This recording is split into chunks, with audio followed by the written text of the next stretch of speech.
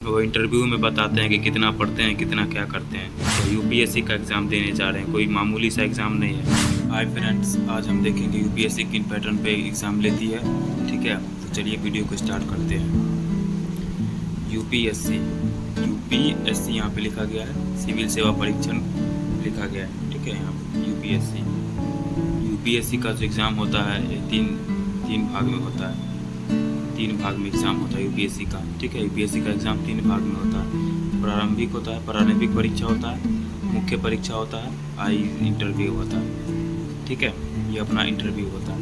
तो देख लेते हैं प्रारंभिक परीक्षा में क्या है। प्रारंभिक परीक्षा में आ जाता है आपको कि सामान्य अध्ययन, पहला में आता है पहला प्रश्न में आता है जीएस यानी सामान्य अध्ययन। ठीक है, और दूसरा में आता है सीसेट। ठीक है, सीसेट का फुल फॉर्म होता है सिविल सर्विस एप्टीट्यूड टेस्ट। ठीक है, सीसेट का फुल फॉर्म होता है।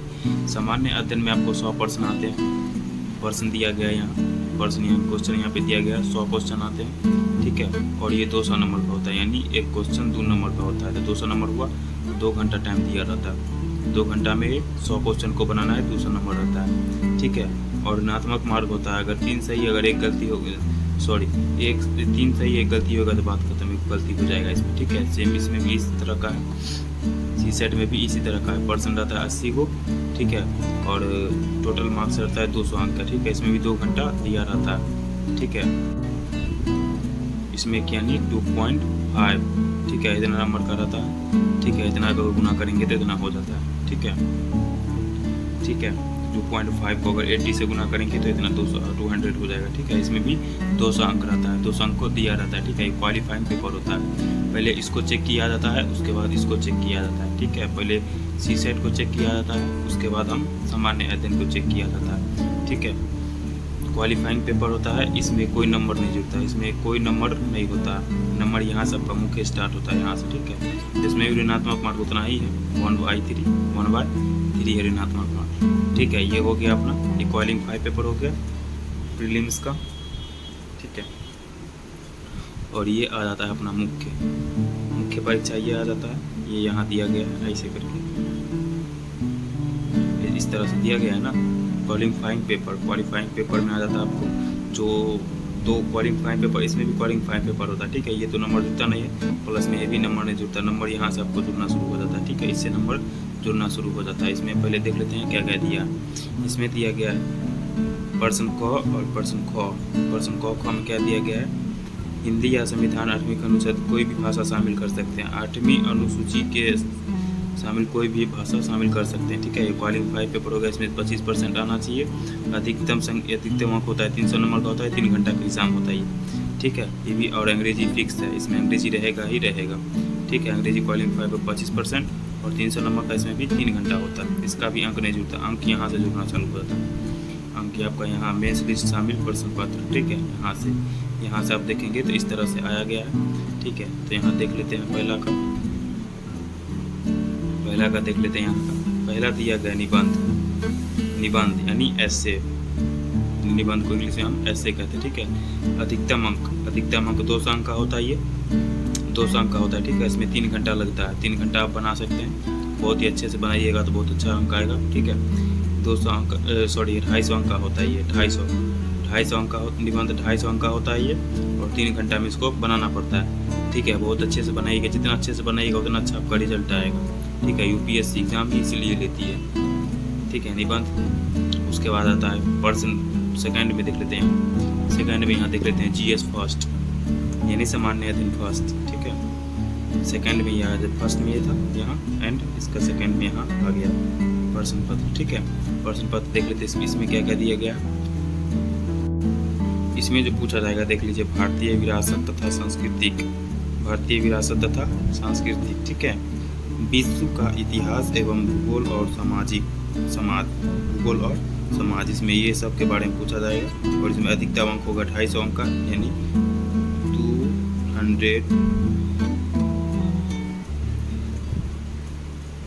250 अंक का होगा ये। ठीक है, इसमें भी 3 घंटा दिया जाता है। ठीक है, दूसरा देख लिया हम।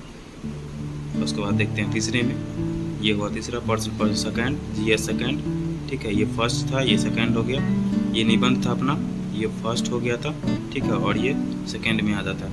सेकंड में देख लेते हैं क्या लिखा गया है, तो हम इसमें देख लेते हैं इसमें क्या पढ़ना होता है। समान लेते हैं सेकंड में देख लेते हैं, ठीक है।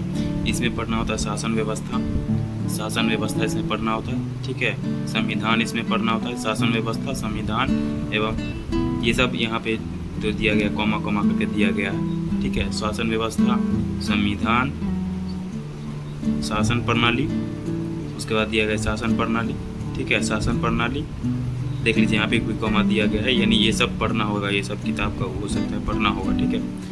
इसके बाद दिया गया सामाजिक न्याय, सामाजिक न्याय तथा अंतर्राष्ट्रीय संबंध, ये सब के बारे में हम जानकारी लेंगे, ठीक है। और इसका जो अधिकतम अंक होगा, अधिकतम अंक वो भी 250 अंक का होगा, ठीक है। 250 अंक का होगा। इसमें भी 3 घंटे का एग्ज़ाम होगा, राइट। इसमें भी 3 घंटे का एग्ज़ाम होगा। थर्ड देख लिए, आप देखते हैं 4 को, ठीक है। यहाँ पे 4 में दिया गया है आपको, देख लीजिए ये जैसे कि ये 4 हुआ, ठीक है। ऊपर नीचे करके यहाँ पे दिया गया होगा, ये पहला हुआ, ये दूसरा हुआ, तीसरा हुआ, ये चौथा हुआ अपना, ठीक है। तो 4 को देख लेते हैं क्या दिया गया है। 4 में दिया गया है GS3 में, GS3 में दिया गया प्रौद्योगिकी, ठीक है, प्रौद्योगिकी एवं आर्थिक विकास, प्रौद्योगिकी आर्थिक विकास, ठीक है। जैव विविधता, ठीक है, ये सब ध्यान में रखिएगा, बता रहे हैं इसको ध्यान में रखिएगा। हो सकता है स्क्रीनशॉट भी ले लीजिए, कोई दिक्कत नहीं, ठीक है। जैव विविधता एवं जैव विविधता, पर्यावरण सुरक्षा तथा आपदा प्रबंधन, इसमें ये पढ़ना होता है GS3 में, ठीक है। इसमें भी जो कुल अंक होता है, कुल अंक 250 अंक का होता है, अधिकतम अंक जिसको बोलते हैं, ठीक है, 250 अंक का होता है। और इसमें भी 3 घंटे का एग्ज़ाम देना पड़ता है, ठीक है। और चौथा आते हैं, ये हो गया 4 GS4 का एग्ज़ाम, ठीक है। नंबर आपको यहाँ से मिलना चालू हो जाता है, यहाँ से जो ये जो जितना देख रहे हैं यहाँ से, ये सब आपका क्वालिफाई पेपर हो गया। ये प्री जो आप कीजिएगा, ये प्री का हो गया, ये जो दिख रहे हैं। और इसके बाद अगर ये नहीं हुआ तो फिर दोबारा देना पड़ेगा प्रीलिम्स, और प्रीलिम्स में निकल गया तो सबसे पहले उसके बाद ये देना पड़ेगा। ये सब सब्जेक्ट आपको देना पड़ेगा, ये दोनों, ये वाला ये और ये, ठीक है। उसके बाद आप आते हैं मेंस की तरफ। मेंस में मेन लिस्ट में आते हैं, ठीक है। मेरिट लिस्ट में आने के बाद अगर ये एग्ज़ाम दे देते हैं, मेरिट लिस्ट में आने के बाद आपको ये एग्ज़ाम देना पड़ता है, ये सब 1st, 2nd, 3rd, 4th, 5, 6, 7, ठीक है। उसके बाद भी बताएंगे 7 के बाद भी एग्ज़ाम होता है, ठीक है। तो हम देख लेते हैं, क्या देख लेते हैं, 4 नंबर को देख लेते हैं, ठीक है। हम 4 नंबर को देख रहे थे, तो 4 नंबर को देख लेते हैं।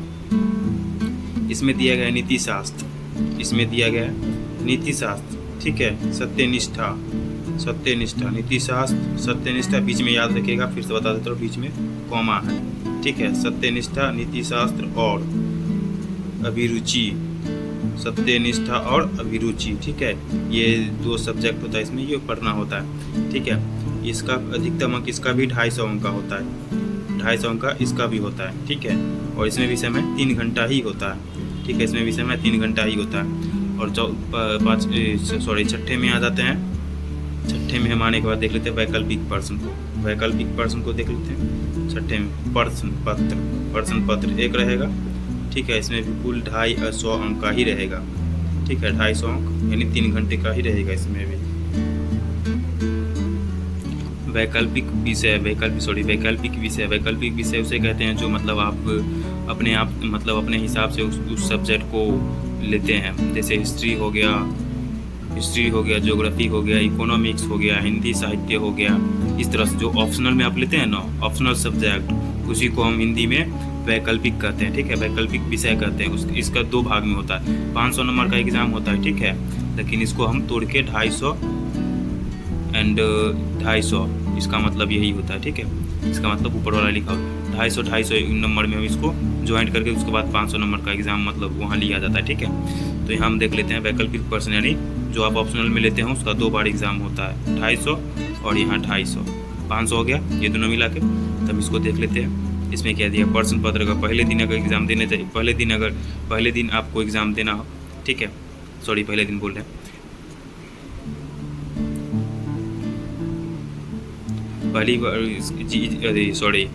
ऑप्शनल का पहला एग्ज़ाम होगा, अधिकतम अंक रहेगा उसमें 250 नंबर का, ठीक है। इसमें 3 घंटा दिया रहेगा, ठीक है। और सेकंड देख लेते हैं, ये भी ऑप्शनल का ही है, ठीक है। ये भी ऑप्शनल का ही है, ऑप्शनल विषय का ही है, ठीक है। इसमें पर्सन सेकंड रहेगा, ठीक है। प्रश्न पत्र सेकंड रहेगा, इसमें अधिकतम 250 अंक का होगा और 3 घंटे का क्लास होगा ये, ठीक है। 3 घंटे का यहाँ क्लास होगा, 250 नंबर का एग्ज़ाम रहेगा, ठीक है। यानी कि हम कुल अंक देखते हैं। और इधर आ गया आपका इंटरव्यू, यहाँ उसके बाद मेंस आपका कंप्लीट हो गया, मेंस यहाँ से कंप्लीट हो गया। उसके बाद आता है आपका इंटरव्यू, यानी साक्षात्कार इंटरव्यू। कई विद्यार्थी प्रीलिम्स हो जाता है, मेंस होता है और इंटरव्यू में मतलब अपनी अच्छे से मतलब इंटरव्यू ना देने के कारण वो इंटरव्यू में छटा जाते हैं, राइट। तो इंटरव्यू आ जाता है यहाँ, इसके बारे में आप पढ़ लीजिएगा, स्क्रीनशॉट लेके पढ़ लीजिएगा, ठीक है। इसका भी 250 अंक का एग्ज़ाम होता है, ठीक है। तो अब हम नंबरिंग करा देते हैं कि कौन कितने कितने अंक का एग्ज़ाम होता है, ठीक है। तो देख लेते हैं, इसका तो नंबर जुड़ता नहीं है, ठीक है। ये सब आपका होगा क्वालिफाइंग पेपर, इससे प्रीलिम्स का क्वालिफाई करते हैं तो उसके बाद हम मुख्य परीक्षा यानी मेंस में जाते हैं, ठीक है। मेंस में जाने से पहले इसका क्वालिफाइंग पेपर ये होता है, मेंस का भी क्वालिफाई पेपर होता है, ठीक है। तो मेंस का 2 भाग में बांटा गया, ठीक है। तो इसका भी अंक नहीं जुड़ता है, ठीक है। अंक यहाँ से जुड़ता है, इसमें मेरिट लिस्ट में नाम आता है, मेरिट लिस्ट में नाम आता है, उसके बाद अंक यहाँ से जुड़ता है, ठीक है। मेरिट लिस्ट में नाम आने के बाद हम मेंस का एग्ज़ाम आप यहाँ से देना चालू करते हैं। तो इसका 250 नंबर है, इसका 250 नंबर यानी कि हम यहाँ लिख देते हैं, देखिएगा, गौर से देखिएगा, ठीक है। 250 नंबर, इसका हम 250 नंबर लिख दिए यहाँ का, ठीक है। और सेकंड का भी 250 हम लिख देते हैं यहाँ पर, तो सेकंड यहाँ है, इसका भी हम 250 लिख देते हैं, राइट। 250 2 हो गया, ठीक है। 1 2 का हो गया, पहला का और दूसरा का, और तीसरा का लिख देते हैं, तीसरा और चौथा 250 इसका लिख लेते हैं, 250, ठीक है। स्पेस थोड़ा कम है इसीलिए छोटा छोटा लिख रहा है, ठीक है। 5वां और 6ठा 250, ठीक है। पहले हम इसको यहाँ पे 5वां 250 और 250, ठीक है।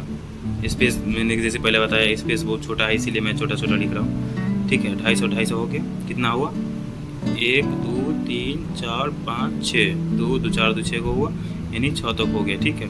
और 7वां देख लेते हैं 250 नंबर का, 7वां 250 नंबर का और ये 250 नंबर का, 250 इसमें 500 हो गया, तो इसमें डायरेक्ट हम 500 कर देते हैं, ठीक है। देख लीजिए सबका मैंने जोड़ दिया, पहला दूसरा तीसरा चौथा 5वां 6ठा 7वां एंड 8वां, ठीक है। ये सबका सब्जेक्ट हुआ लिखने वाला, इंटरव्यू होता है 8वां, ठीक है।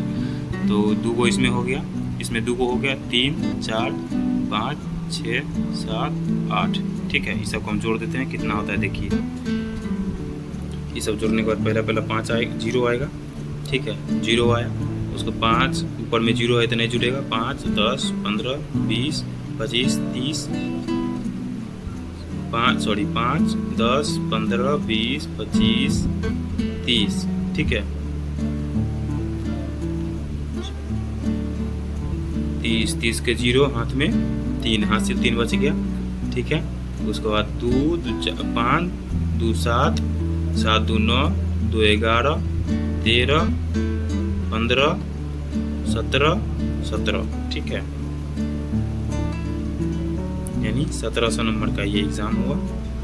सॉरी दोस्तों, वहाँ पे मतलब 3 हासिल बचा हुआ था ना, इस 3 को हम नहीं जोड़ पाए, इसलिए यहाँ पर इतना होगा 20 हो जाएगा, यहाँ पे ये इतना नहीं होगा। यहाँ पे हम फिर से यहाँ पे इसको हम यहाँ पे लिख देते हैं, ठीक है। इसको यहाँ पे जगह स्पेस नहीं बच पाया, इसीलिए हम इसको यहाँ पे लिख देते हैं, यानी कि 2000 नंबर का एग्ज़ाम होता है पूरा का पूरा आपका। ये बीच में एक नहीं है, ठीक है। इसको नीचे लिख देते हैं, यार क्या चल रहा है इसमें, 2000 नंबर का एग्ज़ाम होता है, ठीक है। और प्लस में हम इसको कर देते हैं, सॉरी गाइज मिस्टेक हो गया था थोड़ा, यहाँ 275 नंबर का एग्ज़ाम है ना, तो मैंने 250 बोल दिया था, राइट।